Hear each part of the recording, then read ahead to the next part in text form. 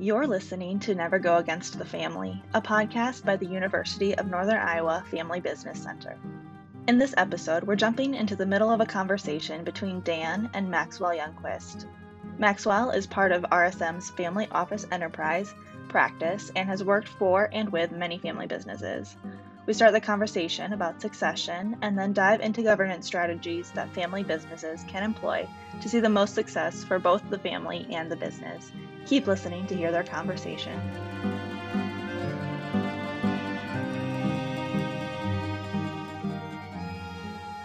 Where one family member is getting part of a family business. Originally thought he was going to control the whole family business and he was going to be the clear successor. Yeah.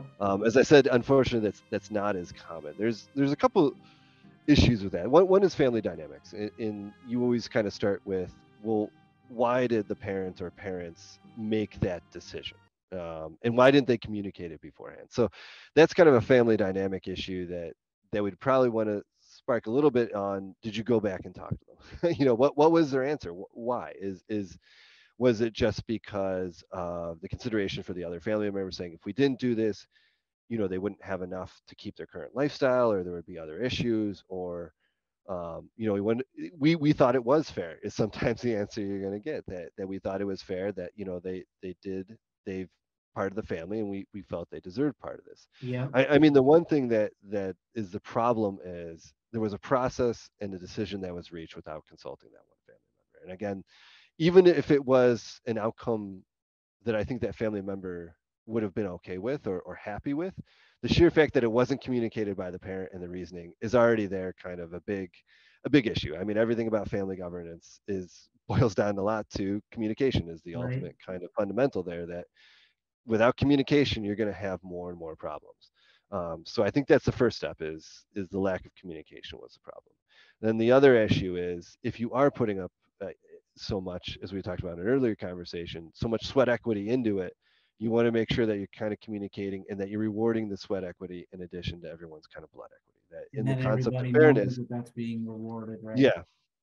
And that's usually in the form of control, again, because they've been putting it in. They want to have control of the business, as you said, the successor, the operational. So I think that also needed to be, again, communicated and determined before it reached a situation where the business had actually happened and the business succession happened. Because without that, you're going to need, I think, a lot to make sure that that person's going to be okay with the situation. If they're going to put so much of their time and energy in a business, and then they're not going to get control of it at the end of the time, you already know there's going to be an issue there. And it's going to happen in a conversation on if you can get them okay with that situation of their brothers being involved. Maybe there is something there where there is another business arrangement or another kind of solution to the problem, where if it was a money concern for the other family members or a value concern where this is going to support them, maybe there is something else you can do with the family business, or another class of shares, or however you could have done it to accommodate everybody in the family without having it be a surprise and kind of a negative situation for one of the family members at the end of the day. Well, that's a good point. I mean, perfect case in point of like governance can help, right? So governance would have hopefully been a solution. This would have been something communicated at a family meeting.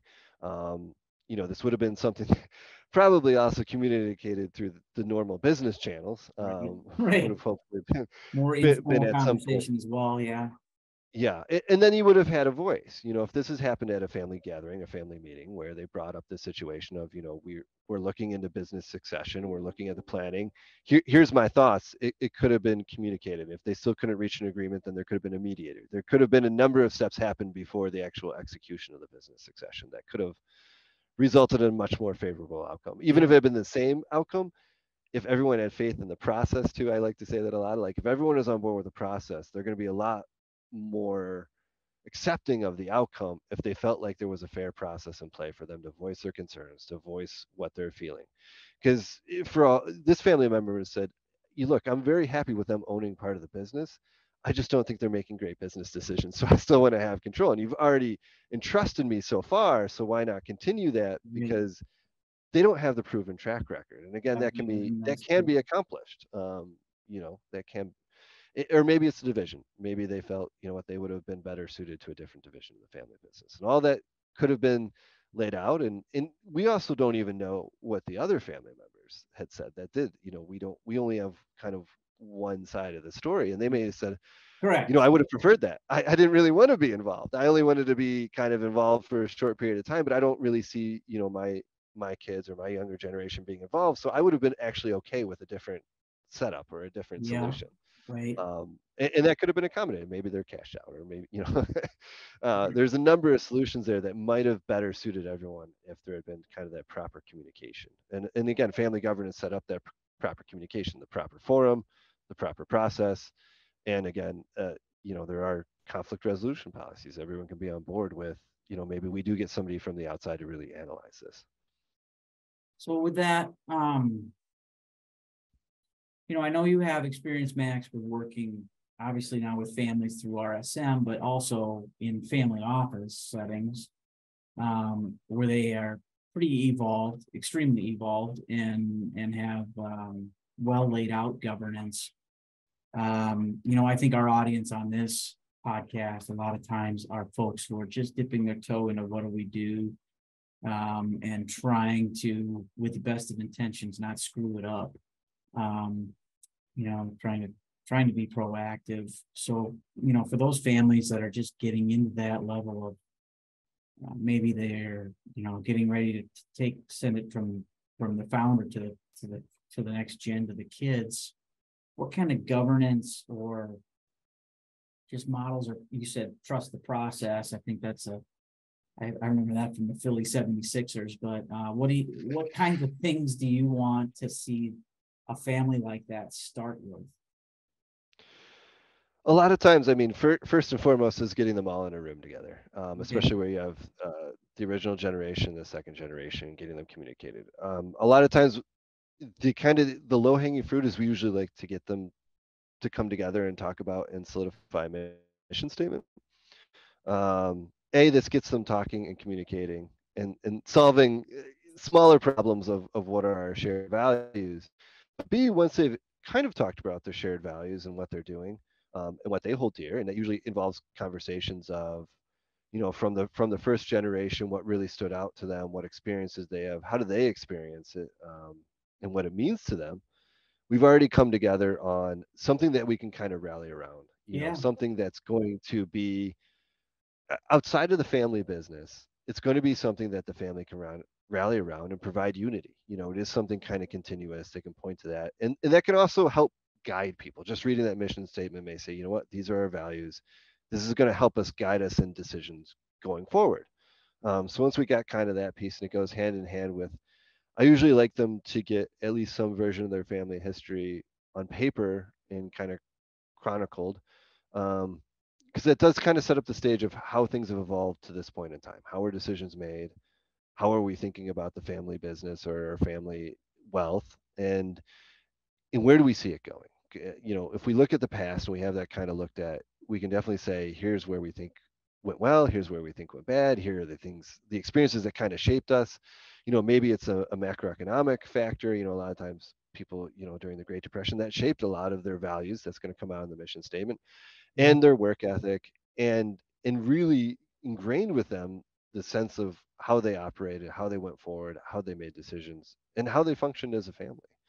So if you can get that on paper too, sometimes that also helps identify some family dynamic situations. Um, there's always those triangles of family dynamics, Yeah, and maybe issues bring, that come up yeah. where you can kind of see where those triangles within the family or kind of those relationships have progressed. And then a lot of times you can say, you know what, we've discovered that, this family member wasn't always involved in the family business, but they were a source of wisdom for the family, and capturing that and kind of how that happened. And then we can see a lot of times too, if there's any areas where these two family members, whenever they were together and making family decisions, it didn't work out so well, or they got into a fight. So it kind of helps identify too, when they're going through the exercise, and especially with the mission statement too, when we're going through the rest of the process to really institute governance, we're already kind of shaping where we might have some issues. And have they already begun to work together? If there's people that haven't worked together before, are they working together now? So those are a really good, easy place to start. It's something that isn't just immediately getting into This is how we're going to set up our entire governance. It's something to bring people together and get them working together and to start shaping things. I like it. After that, Yeah. It kind of yeah, gets everybody on the same page of, well, maybe it doesn't get them on the same page, but it gets them into a place of, oh, we do have some commonalities here, or we do have some things that in we can working, agree yeah, on. yeah, in talking and working together and coming to a decision. Yeah. Uh, After that, we like to move to a situation where we want to start putting some higher level things to paper. So if there's a family business, we like to talk about like, let's codify now and get on paper. What does it mean to be an owner? What does it mean to be somebody working in the family business too? What does that mean? Sometimes it even talks about, a family employment policy, especially if there's kind of a third generation on the way too that's going to be involved in the family business. So a lot of times too, as you said, some family members want people to step away from the family business, get some experience, and come back. So Yep. at times too, since the family business is usually core, even before they have a separate family office, it usually starts with a family business.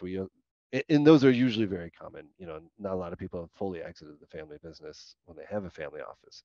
So again, getting that on paper, if there is a separate family office, getting on paper too, kind of what does it mean to be a part of the family office, to be an owner of all these? What does it mean if somebody's on the board? Because a lot of family members are going to be on the board of the family business. What are those expectations? So now you've kind of established, what does it mean for us to be owners of the family business? What does it mean for us to participate? And what does it mean for us to be a board member on this? And a lot of the upper echelon generation will be.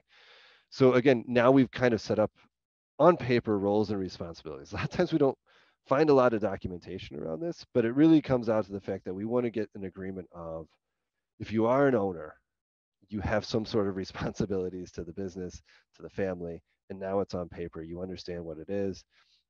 And now we want to get a regular cadence of getting the family together. So then we started talking about, let's, even if it's informal or just from the process, let's start getting families together so they can start making future decisions about all these. Now that we've kind of laid out what your responsibility is, and if there's a formal family assembly that we want to talk about, or put it again in the family, um, a lot of times you'll, early on, there is kind of a family council or a family assembly that has a short agreement next to it, especially among families that have a lot more, there's more than 6, 7 people. Yeah, You do numerous find that. shareholders and stuff. Yeah. Yeah, so then we would also lay out that time. What does it mean to be a part of the family assembly? What are your expectations and things like that? So now that you've kind of got out all the expectations and the roles for people, we want to start getting them together to make decisions, and that's where we start want to get in the process of things. Um, and that can go hand in hand usually. That the ultimate goal is, after that, we can build a family constitution, which incorporates a lot of these elements into it. But that's kind of that other leg that we want to eventually get to, that is we can get them all together and making decisions so that they can have this family constitution that they're going to work around, that's going to lay out kind of, it can lay out the investment policy decisions. If there's a family bank, it would incorporate this ownership expectations, the employment policy. All of this would then make its way into a constitution. And some are more robust than others, depending upon kind of what the family needs. But that's the end goal, is eventually you've gotten them together, they can make these decisions, and now we have that document that is a family constitution. It lays out a lot of the rules. Again, you might see, family education in there. And again, that's another thing that comes up when we're kind of doing the roles and responsibilities. If there isn't any kind of education that's been happening as part of the family business, we like to start getting that in play too. And And when you're kind of what saying that family education, you're not simply talking about making sure they can go on to college or something. You're talking about no, education I of mean, shareholder or it, history of the yeah, business. educating them about the family business, educating them about the family investments, educating them about, a lot of it is, Yeah. they may go on and want to be a doctor, but we still want them as part of the family to have a lot of financial literacy, to kind of have some, nowadays too, we're educating earlier and earlier kids about cybersecurity and some other things that are very important for them as a family, in a wealthy family, to be cognizant of and start practicing early on. So it starts pretty early on, where you start getting them that financial literacy, financial responsibility, kind of getting in that stewardship value in there, and then working it up to, the cybersecurity, the other things. Okay, now we're going to learn about our family investments. If they show an interest in being a part of the investment arm of the family office, um, they're getting more of that education, so that they can be a part of that. They can make, responsible decisions.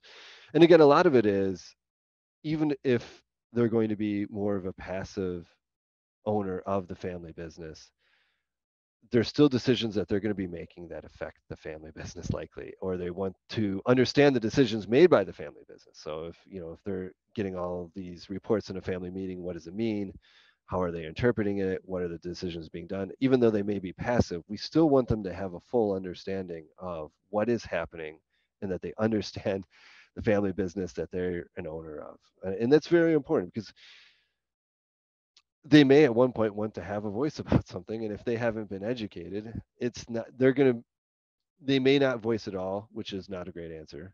Or it may take longer to reach a decision, and time always matters. Yeah. You think there's all these decades and decades, but um, let's just say they say we want to divest part of the family business. Everyone's getting together, we're talking about it, and if you don't understand it, you're not going to it's going to affect you, and we want Oh, them yeah. to be able to be educated about that, and Knowledgeable so that they shared can with it. say, Yeah. yeah, Okay. yes, I want to do this, or no, I really don't feel like this is a good idea, guys.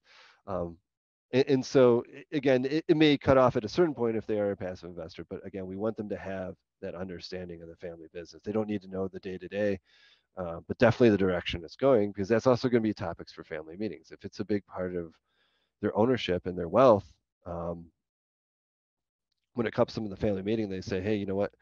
The war in Ukraine is really affecting us. This is why. We want them to be understanding, like, okay, we might be looking at a significant pullback in our valuation. We may be looking at a significant pullback at our payouts. And it's gonna solve a lot of conflict in the future the better educated everyone is. And they're better to articulate their points too. I think it's simply stated, but much more complex, sometimes for everything is, but, when you're mentioning this, what does it mean to be an owner? What does it mean to be an employee? I mean, that founder, especially in his head or her head, is there's no difference, right? They are the employee and they are the founder, Yeah, they are the owner, and they don't think about, oh, these can actually be two different things potentially, right? Or these are two different buckets. And like the exactly. three circles model has helped everybody see, that's familiar with it anyway, is that there's overlap, but there's differences, or there can be differences, and allowing for that is sometimes a way to bring some peace and harmony to your family. I don't know. Do you have some thoughts on that, Max? I do. A lot of times, the first generation, it's such a part of them. There is no, there's no, a lot of times looking back on what happens if somebody wants to exit? What happens if somebody wants to sell their part of the business to another family member? There's a lot of times it hasn't been contemplated, or there hasn't been a need to contemplate it. But that is something that you have to think about it. We've in the family offices I worked for, there was that situation of, what happens if somebody wants to exit certain investments? What happens if somebody actually wants to exit the family office altogether? They decide as a family member they want to go off and do their own things. And you have to be prepared for these, and it can't be kind of an acrimonious thing. So if somebody doesn't want to be involved in the family business, wants to liquidate their portion of it, you have to be kind of prepared for it. And we want to get that earlier rather than later, because if there's a process and a way to do it, because you also don't want to break and fracture family unity by having somebody that doesn't necessarily want to be involved with one aspect of the family.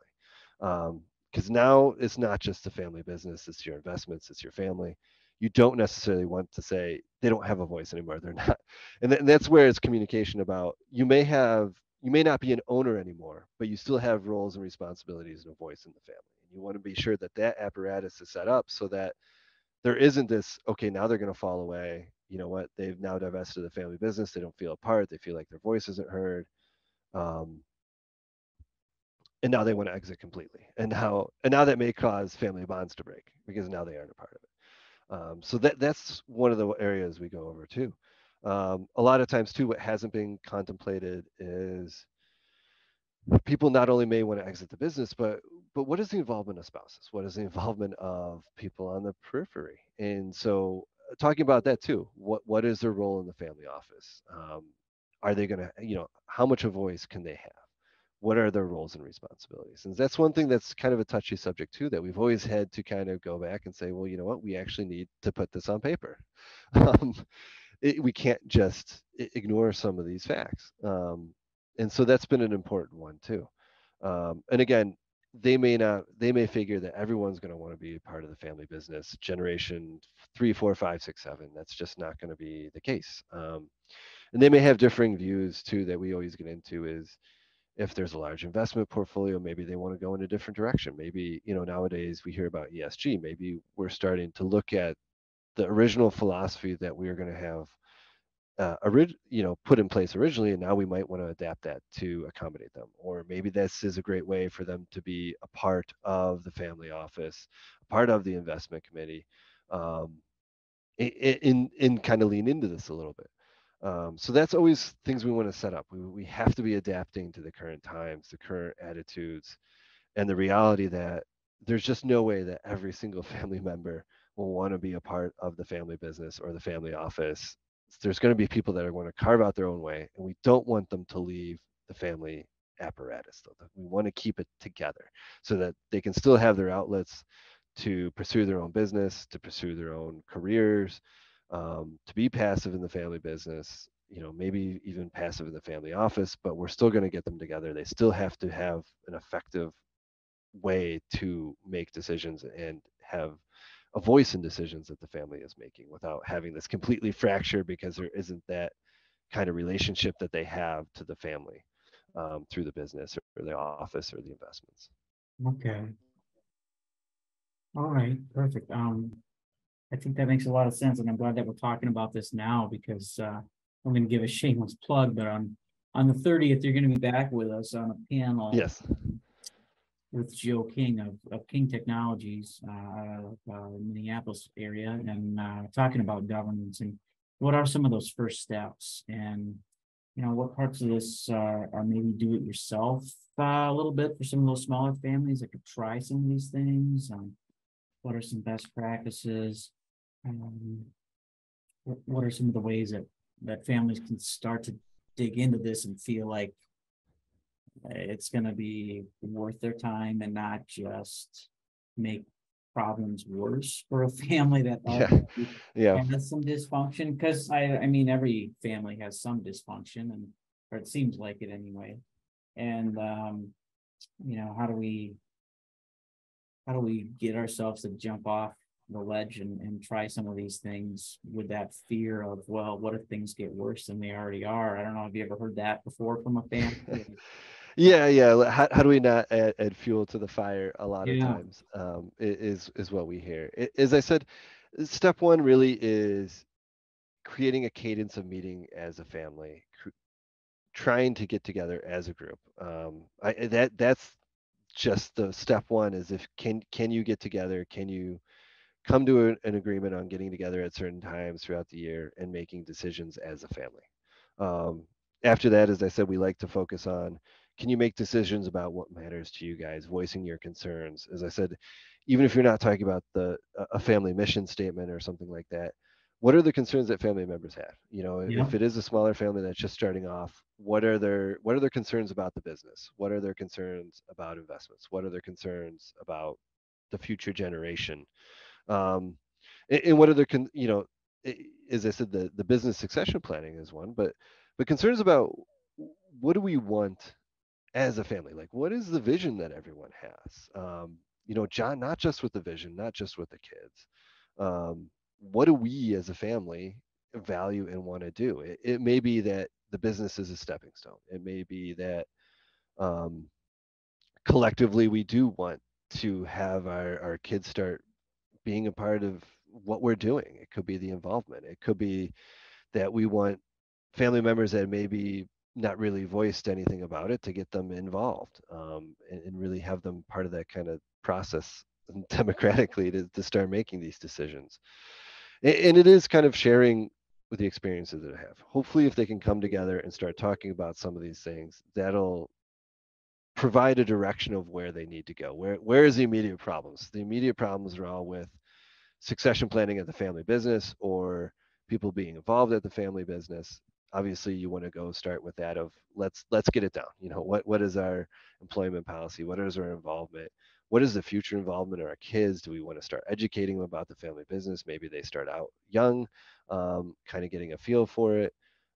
Maybe it's just the fact that um, everyone does own the business currently, but somebody might have liquidity needs. So is it real pressing? Is it cash issues? Is it liquidity? Is it um, we've waited so long to have this discussion that it's an estate tax concern. So getting all of that on the table from the beginning is really going to point you of where it is next. A lot of times too, we've had this issue of we get them together and obviously things are diverging pretty quickly. So, but again, it is getting that in there. If they do want to divest and start pooling money to into an investment vehicle, maybe that's not a problem, but maybe they Sure. say, you know what, that's not a bad idea. Let's get together. Let's start structuring our investments. So maybe your immediate need is going to be with a legal and accounting firm to figure that out.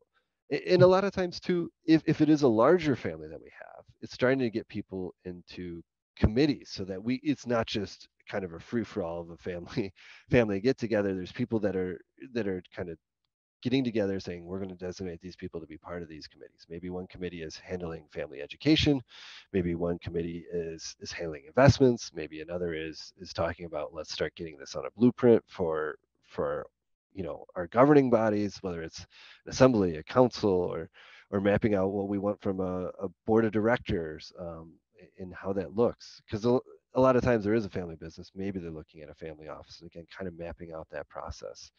So it can take a number of forms, but I think just getting everyone together and talking about what are the issues we're all facing currently is going to be a big step. And if we're too big to make any decisions, and you got to start breaking it down into smaller groups and people agree on it and start getting real results from that. Or as I said, if it's a smaller family, just tackling those immediate problems so that you can focus on the ones that are going to be further down the road.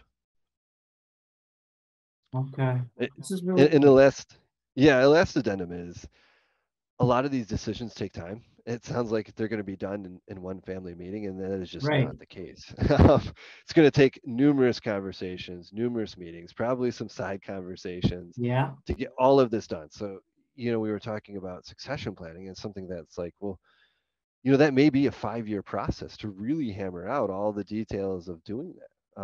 And so it's better to start those conversations sooner rather than later.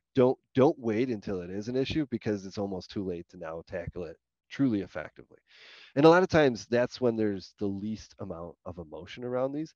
Because if you're talking about business succession planning, you've waited until your parents are in their 80s. It's because you have a whole new set of concerns, a whole new emotional response to this, because you're also dealing with all these other issues at the same time from an emotional family standpoint, from a son, daughter, grandchild. You don't want to be dealing with these when you're also dealing with other emotional issues at the same time. You want to get it hammered out beforehand so that you're not high strung when you're trying to say, okay, but we're dealing with wills and all this other stuff, and we're trying to figure out all these other issues with the family business, and we're dealing with somebody in bad health, and we're dealing with health decisions at the same. You want to start getting it on paper beforehand, so that when you do hit those emotional things, you can rely a little bit on, okay, we've prepared for these scenarios, and prepared for things you probably may not even understand. The person that's been involved with the family business may say, you know what, now that I've got you all together, I only want to be in for the next 3-4 years, and then I want to go do this. And that may be a shock to everybody, and you don't want to hear about it 6 months before they're saying, you know what, I'm putting in my notice. You guys are going to need a new CFO. You don't you want to avoid that kind of things, because that's going to add fuel to the fire, when you're running into those timing issues on top of it, when you're up against a deadline. Well, that's great. I appreciate you kind of walking through this a little bit, Max. I think it's given me some good things to think about for um, just in general about how to advise families that are looking to get started. I like the idea of starting from somewhere where we can all have some common ground, and hopefully there isn't going to Yeah. be a theme of Yeah. fighting, right? It's this idea of what are our values, start with something that hopefully everybody can rally around before we. Yeah, and that's going to lead to the thornier conversations Sure. of of how people should be compensated in the family business. How Yeah. should family members be? Because again, that's one of those things. If you wait until now somebody is you haven't done the succession planning, now they are, and now all these people have taken roles in the family, you haven't kind of equalized or done studies on proper compensation, you're going to run into problems down the road because there's going to Yeah. be opinions on, is this person over or under compensated for the role? Getting that hammered out beforehand is well worth it. Oh, yeah. If not, then it's sometimes TFL, as they It's say, waiting. right? So I Cool. appreciate you being on with us here today, Max. Max, again, is CPA with RSM, has a lot of experience running family offices, and now working for RSM, specialized with families and family office services. Max, this is great. I know you're going to join us on March 30th as well. So I just want to Yes. say again, thank you so much for being on with us today. And I want to wish you a great rest of your day. And thank you to our listeners for paying attention a little bit today on some of the bedrocks of family governance, and some of the right places to start. Hopefully you took away a couple of things from that, and hopefully tune in the rest of the series. So thanks, Max. I appreciate it. All right. Yes. Thank you. Have a great rest of the day. Thank you for having me.